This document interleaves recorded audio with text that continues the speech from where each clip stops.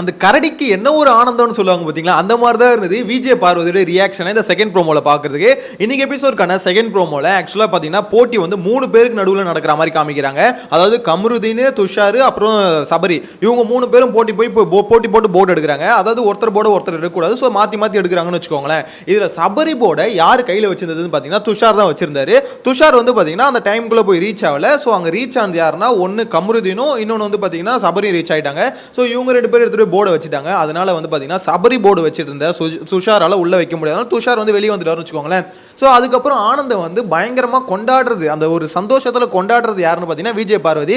சபரி வெளியே வந்துட்டான் அப்படின்றதுனால, ஏன்னா அவங்களுக்குள்ள நேரத்துலேருந்து ஒரு மாதிரி டஃபாக போயிட்டு இருக்கு. அதெல்லாம் ஒரு பக்கம் ஓர வைப்போம். இதுதான் செகண்ட் ப்ரோமோல காமிக்கிறாங்க. ஆனால் இதில் முக்கியமான ஒரு விஷயம் இருக்குங்க. யார் இந்த நாமினேஷன் ஃப்ரீ பாஸை தட்டி தூக்குது அப்படின்ற மாதிரி பார்த்தீங்கன்னா, முதல்ல இந்த விஷயம் தெரியக்கூடாது, இப்போ இந்த மாதிரி சஸ்பென்ஸ் எனக்கு தெரியக்கூடாது ப்ரோ அப்படின்னா நீங்கள் வீடியோ ஸ்கிப் பண்ணிக்கோங்க. ஏன்னா உண்மையை சொன்னால் சில பேர் சொல்லுவீங்க, ஏன் ப்ரோ இப்போ சொல்லிட்டீங்க, எனக்கு சஸ்பென்ஸ்ஃபுல்லாக இருந்திருக்கும் அப்படின்னு நினைப்பீங்க. ஸோ அவங்களாம் ஸ்கிப் பண்ணிக்கலாம். மேட்டர் என்னன்னா, யார் இதில் வின் பண்ணதுன்னு பார்த்தீங்கன்னா கமருதீன் வந்து வின் பண்ணிட்டாரு. கமருதீன் தான் அந்த நாமினேஷன் ஃப்ரீ பாஸை அடிச்சு தூக்கிட்டாருன்னு வச்சுக்கோங்களேன். ஸோ இதுக்கப்புறம் லைவ்ல நீங்கள் பார்ப்பீங்க. மேட்டர் என்னன்னா, இப்போ கமருதீன் இதில் ஜெயிச்சதுனால ஏதாவது ஒரு சேஞ்சஸ் ஏதாவது நடக்க போதா, பயங்கரமாக ட்விஸ்ட் ஏதாவது இருக்க போதான்னு பார்த்தீங்கன்னா ஒன்றும் இல்லை. கமருதீன் அப்படி இல்லைனாலுமே, நாமினேஷன் ஃப்ரீ பாஸ் இல்லைனாலுமே அவருக்கான ஓட்டுகள் வந்து ஆல்ரெடி நான் சொன்ன மாதிரி குமிச்சிட்டு தான் இருக்கு. கிட்டத்தட்ட 3வது இடத்துல 4வது இடத்துல கமருதீன் தான் இருக்காரு. ஏன்னா அந்த அளவுக்கு பார்த்தீங்கன்னா ஓட்டு வந்துட்டு இருக்கு. அதெல்லாம் ஒரு பக்கம் ஓரம் வச்சிருவோம். இப்போ இதில் விஷயம் என்னன்னா, இந்த பிக் பாஸ் வந்து ஒரு டாஸ்க் ஒன்று கொடுத்தாருல, அதாவது பவர் இது ஜெயிச்சா ஒரு இது கொடுத்தாங்க, அந்த டின்னர் வந்து பார்த்தீங்கன்னா பிக் பாஸ் ஹவுஸ்க்கு மட்டும்தான் போவோம், இந்த டீலக்ஸ் ஹவுஸுக்கு வந்து வராது. இதுதான் இவர் வச்ச ஒரு பெனிஃபிட் அப்படின்ற மாதிரி சொல்லியிருந்தாரு. இன்னொரு ஆப் என்னன்னா, இந்த சூப்பர் டீலக்ஸ் இருக்காங்களே, அதுலேருந்து பார்த்தீங்கன்னா 5 பேர் வந்து நாமினேஷனுக்கு வந்து போகணும் அப்படின்ற மாதிரி எக்ஸ்ட்ரா, அதாவது நார்மலாக அனுப்புகிற 4 பேர் இல்லாமல் எக்ஸ்ட்ரா ஒருத்தர் வந்து பார்த்தீங்கன்னா நாமினேஷனை ஃபேஸ் பண்ணணும் அப்படின்ற மாதிரிலாம் இருந்தது. ஸோ இப்போ ஆப் யாருக்குன்னு பார்த்தீங்கன்னா சூப்பர் டீலக்ஸுக்கு. அது தெரிஞ்ச விஷயம் தான். இதுதான் பிக் பாஸ் கொடுத்த இந்த டாஸ்கோட மெயின் அஜெண்டாவே. இந்த டாஸ்க் கொடுக்கும் போதே பிக் பாஸுக்கு தெரியும் கம்பல்சரி பிக் பாஸ் ஹவுஸ் தான் ஜெயிப்பாங்க, ஏன்னா அவங்க கிட்ட எண்ணிக்கை அதிகமாக இருக்குன்றது கம்பல்சரி தெரியும் வச்சுக்கோங்களேன். ஆனால் இந்த டாஸ்க்கை எப்படி விளையாண்டாங்கன்னு இருக்குல்ல, இதில் தான் பிக் பாஸ் ஹவுஸை விஜய் சேதுபதி தூக்கி போட்டு குமுற போறாரு அப்படின்ற மாதிரி தோணுது. ஏன்னு பார்த்தீங்கன்னா, இந்த டாஸ்க்கு ஆல்ரெடி பிக் பாஸ் ஹவுஸில் எண்ணிக்கை அதிகம், இந்த சூப்பர் டீலக்ஸில் எண்ணிக்கை ரொம்ப கம்மி, அதில் மோஸ்ட்லி கேர்ள்ஸ் தான் இருக்காங்கன்னு வச்சுக்கோங்களேன். ஸோ இவங்க எப்படி விளையாடி இருந்திருக்கணும், யாராவது ஒருத்தர் சபரியோ கனியக்காவோ யாராவது ஒருத்தர் கூப்பிட்டு, எப்போ உங்ககிட்ட எண்ணிக்கை கம்மியாக இருக்குது, எங்ககிட்ட எண்ணிக்கை அதிகமாக இருக்குது, ஸோ நம்ம இந்த மாதிரி வந்து ஒருத்தரை பிடிச்சிக்கிட்டு விளையாடினாலாம் நாங்கள் தான் ஜெயிப்போம், உங்களுக்கு வந்து ஃபேராக இருக்காது. நீங்கள் என்ன பண்ணணும்னா, இந்த மாதிரி நம்ம எல்லாருமே சேர்ந்து ஜெனியூனான கேம் விளையாடுவோம், எல்லாம் நம்ம ஸ்பீடை வச்சு விளையாடுவோம், யார் ஸ்பீடாக போய் ஃபர்ஸ்ட் எடுத்து போய் வைக்கிறாங்களோ அவங்க ஜெயிக்கிற மாதிரி இருக்கட்டும். ஒருத்தர் பிடிச்சிக்கிட்டு இந்த டீம்லேருந்து போர்டு வந்து அவங்க எடுக்கிறது அந்த மாதிரி வேலை நம்ம பண்ண வேணாம். ஸோ இந்த மாதிரி விஷயம் வந்து டேரெக்டாக நம்ம ஸ்பீடை வச்சு விளையாடி யார் ஜெயிக்கிறாங்களோ வின் பண்ணிக்கலாம் அப்படின்ற மாதிரி ஒரு ஃபேர் கேம் விளையாட முடியுமானா விளையாட முடிஞ்சிருக்கும். ஆனால் இவங்க யாருமே அதை ட்ரை பண்ணல. இந்த பக்கம் சூப்பர் டீலக்ஸில் இருக்காங்களே அவங்களும் அதை யோசிக்கல, பிக் பாஸ் ஹவுஸில் இருக்கவங்களும் யோசிக்கல, 2 டீமே அதை யோசிக்கலன்னு வச்சுக்கோங்களேன். அப்படி யோசிக்கலனாலும் யாருக்கு ஆபத்துன்னு பார்த்தீங்கன்னா அந்த சூப்பர் டீலக்ஸில் இருக்கவங்க தான். ஏன்னா இவங்க என்ன தான் யோசிக்கலனாலும் இவங்க எண்ணிக்கை கம்மி, இவங்க தான் இவங்களை அட்டாக் பண்ண மாதிரி மோஸ்ட்லி ஃபீல் ஆகும். ஸோ ஆப்வியஸாக பார்த்தீங்கன்னா தப்பு யார் மேலே போகும்னா பிக் பாஸ் ஹவுஸ் மேலே தான் போகும்னு வச்சுக்கோங்களேன். இப்போ இதெல்லாம் ஒரு பக்கம் இருக்க சொல்ல, இப்போ கமருதீன் ஜெயிச்சிட்டாரு, ஸோ ஆப்பும் அவங்களுக்கு தான், அதே மாதிரி பார்த்தீங்கன்னா நாமினேஷன் ஃப்ரீ பாஸும் அவங்களுக்கு தான், இப்படின்ற மாதிரி எல்லாமே அவங்களுக்குன்ற மாதிரி ஒரு மாதிரி செட் ஆயிடுச்சு. ஸோ இப்போ பெரிய கேள்வி என்ன வருதுன்னா, இதுல வந்து இந்த சூப்பர் டீலக்ஸ் ஹவுஸ் இருக்காங்களே, இவங்களுக்கு நடந்தது நியாயமா அநியாயமா அப்படின்ற ஒரு கேள்வி தான் மேஜரா இங்க கிளம்பும். அதாவது இந்த 7 பேர் வந்து இத்தனை பேர் சேர்ந்து வந்து இந்த மாதிரி அட்டாக் பண்ணி பிளாக் பண்ணி இதெல்லாம் பண்ணது வந்து நியாயமா அப்படின்ற மாதிரி தான் இருக்கும். ஸோ விஜய் சேதுபதி கிட்ட ஒவ்வொருத்தரும் பதில் சொல்ல வேண்டியது இருக்கும். மோஸ்ட்லி பார்த்தீங்கன்னா யார் பதில் சொல்லணும், கனி அவங்க தான் பதில் சொல்லணும். ஏன்னா அவங்க தான் மாஸ்டர் மைண்டு, எல்லா பிளானும் போடுறது பிக் பாஸ் ஹவுஸை பொறுத்த வரைக்கும். விஜய் சேதுபதி இந்த வாரம் ஒவ்வொருத்தரையும் எழுப்பி கேள்வி கேட்க போறது யாருன்னா கனியை தான் கேள்வி கேட்பாங்க. ஸோ மாட்ட போறது யாருன்னு பார்த்தீங்கன்னா கனியக்கா தான் மாட்ட போறாங்க அப்படின்ற மாதிரி தோணுது. அது மட்டும் இல்லாமல் சபரியை பொறுத்த வரைக்கும் அவர் வெளியே வந்தது ஒரு பெரிய ஃபீலிங்காக இருக்காது. ஏன்னா நம்ம ஜெயிச்சா என்ன ஜெயிக்கலாம் என்ன, நான் வந்து நல்ல வேண்டாம் அப்படின்ற மாதிரி தான் சபரி இப்போ ஒரே ஆக்ட் பண்ணிட்டு இருக்காரு. ஸோ அப்படின்னும் போது சபரிக்கான ஓட்டுகள் வந்துடும் அப்படின்றது சபரிக்கே தெரியும். ஏன்னா ஆப்வியஸாக இப்போ வரைக்கும் பார்த்தீங்கன்னா அவருக்கு பெருசாக கெட்ட பேர் இல்லை, ஒன்லி அவர் வந்து நடிக்கிறாரு அப்படின்ற மாதிரி தான் போயிட்டு இருக்க தவிர மோஸ்ட்லி சபரி வந்து இந்த மாதிரி வேலை பண்ணிட்டான்டா இவன் வந்து ரொம்ப கெட்ட அப்படின்ற மாதிரி. கனி அவங்க மேலே கூட பார்த்தீங்கன்னா பயங்கரமான ஹேட் ரேட் இருக்குது. அதே மாதிரி பார்த்தீங்கன்னா ஒரு கெட்ட பேர் இருக்குது, ஏன்னா அவங்க பண்ண மாஸ்டர் மைண்டில் அவங்க தான் பண்ண, அதாவது பிளான் போட்டது அவங்க தான். சபரி வந்து அது எக்ஸிக்யூட் பண்ணுறது, சபரி எஃப்ஜே இந்த கேரக்டருங்கெலாம் பார்த்தீங்கன்னா எக்ஸிக்யூட் பண்ணுறது தான். ஸோ இந்த சபரி மேலே வந்து பெருசாக ஹேட் ரேட் இல்லை. ஆனால் ஒரு விஷயம் இருக்குது, இவனுங்களாம் நடிக்கிறானுங்க, இந்த அன்பு கேங் வந்து பயங்கரம் நடிக்குது அப்படின்ற விஷயம் மட்டும்தான் இருக்கே தவிர ஸோ சபரி தப்பிச்சு பாரு அப்படின்ற எண்ணம் சபரிக்கே இருக்குது. இருக்கு. அதனால இந்த நாமினேஷன் ஃப்ரீ பாஸ் எனக்கு தெரிஞ்சு சபரி அவர் இன்ட்ரெஸ்ட்டும் இல்லை ஸ்டார்டிங்ல இருந்து. அவரை பொறுத்த வரைக்கும் எப்படின்னா சபரி ஆகட்டும் மற்ற டீம் ஆகட்டும் எல்லாருமே பிக் பாஸ் ஹவுஸ்ல இருந்து யாராவது ஒருத்தர் ஜெயிக்கணும் அப்படின்ற மாதிரி தான் இருந்தது. இதுல வந்து இந்த சூப்பர் டீலக்ஸ் ஹவுஸ் வந்து பார்த்தீங்கன்னா அவங்க நினைச்சிருந்தாலும் ஜெயிச்சிருக்க முடியாது. அது மட்டும் இல்லாம இந்த சூப்பர் டீலக்ஸ் ஹவுஸ்க்குள்ளே ஒத்துமை இல்லை. இந்த ஆதிரைன்னு ஒரு கேரக்டர் இருக்குல்ல, அந்த கேரக்டர் வந்து பார்த்தீங்கன்னா கடைசி வரைக்கும் இவங்களுக்கோ சாடல.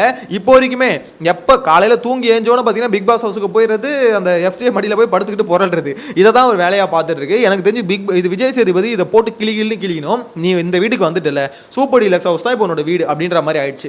இங்கே தான் நீ சூப்பர் டீலக்ஸ் ஹவுஸுக்குன்னு வர அந்த ஃபுட் எல்லாத்தையும் நீ சாப்பிட்ற, கறி ஆகட்டும் சிக்கன் ஆகட்டும் மட்டன் இதெல்லாம் நீ சாப்பிட்ற கரெக்டாக, உனக்கு வர ஸ்பெஷல் மெனு எல்லாமே நீ சாப்பிட்ற. ஸோ அப்படின்னும் போது இந்த வீட்டில் சாப்பிட்டு இந்த வீட்டுக்கு நன்றி விசுவாசமாக இல்லாமல் அந்த வீட்டுக்கு ஏன் நன்றி விசுவாசமாக இருக்குன்னு கேட்டால் அதுக்கு ஆதரவு கொடுக்குற பதில் என்ன தெரியுமா?